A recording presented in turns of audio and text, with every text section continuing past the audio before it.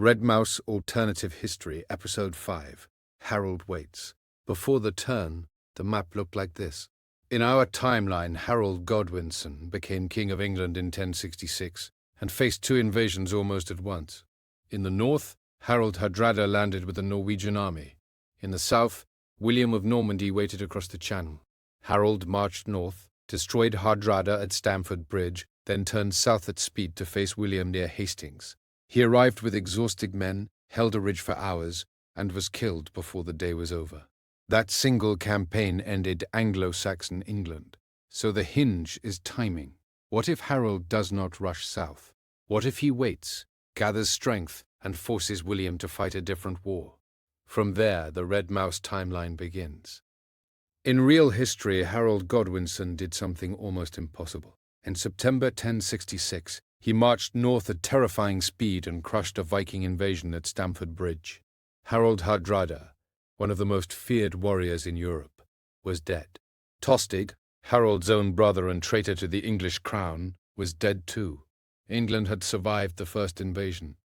But then came the second. William, Duke of Normandy, had landed in the south. In real history, Harold hurried back to London, gathered what men he could, and marched south almost immediately. His elite troops were exhausted. The northern campaign had cost men, horses, and time. The English army that faced William at Hastings was brave, but not complete. In the Red Mouse timeline, Harold makes one different choice. He waits. Not for months, not even for weeks, just long enough. The housecarls rest. The southern field gathers. More men come in from the shires. Supplies are prepared. Scouts watch William's movements. The English king stops acting like the man under pressure, because he is not. William is the invader. William is the one stuck in hostile country, dependent on ships, horses, and food. William is the one who needs a quick decision before England closes around him. So Harold waits in London, lets his army grow, and chooses when to fight. And when he finally marches south, William does not find a tired king racing towards disaster. He finds England ready. William expected a battered king. He expected Harold to rush south with whatever men he could drag behind him. He expected fatigue, confusion, and impatience. Instead, he saw a larger English army on chosen ground. The shield wall stood deep and steady. Behind the front line were rested housecarls with great axes. Around them were ferdmen from the southern shires, men who had not just marched the length of England after fighting the Vikings. William still had the tools that made Norman warfare dangerous. Archers, infantry, heavy cavalry, discipline, feigned retreats. In real history, those feigned retreats helped break parts of the English line. Men chased, gaps opened. The shield wall weakened.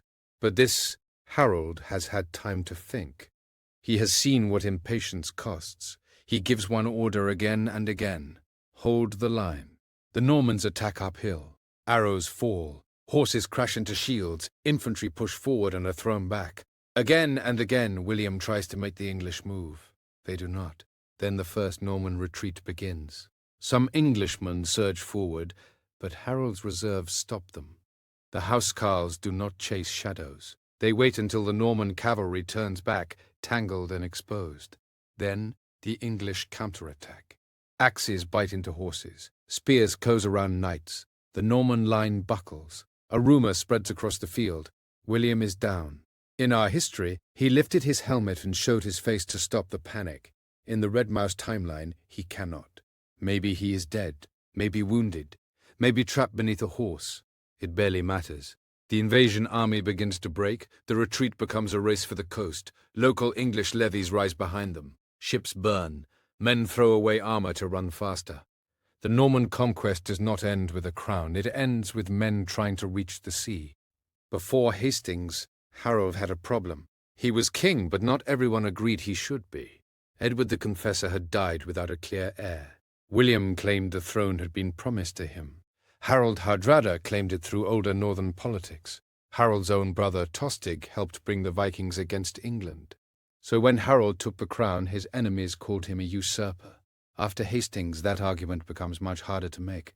In a single year, Harold has defeated the King of Norway in the north and the Duke of Normandy in the south. He has beaten the Viking world and the Norman world. That kind of victory creates legitimacy faster than any ceremony. The Witan may have chosen him before, but now the battlefield has confirmed him. Harold becomes more than a disputed king. He becomes the defender of England. The Godwin family survives. His sons are no longer the children of a dead king swept aside by conquerors. They are heirs to the dynasty that saved the realm. The English nobility survives too. No mass dispossession, no replacement of nearly every major landholder by Norman lords, no sudden French-speaking ruling class planted over the country.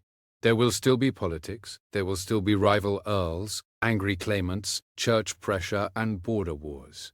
But England's ruling class remains English, and that changes everything that follows. Because the question is no longer whether Anglo-Saxon England survives. The question is what it becomes. If Harold wins, England does not freeze in the year 1066. That is the mistake people make with red mouse history. Anglo-Saxon England would still change.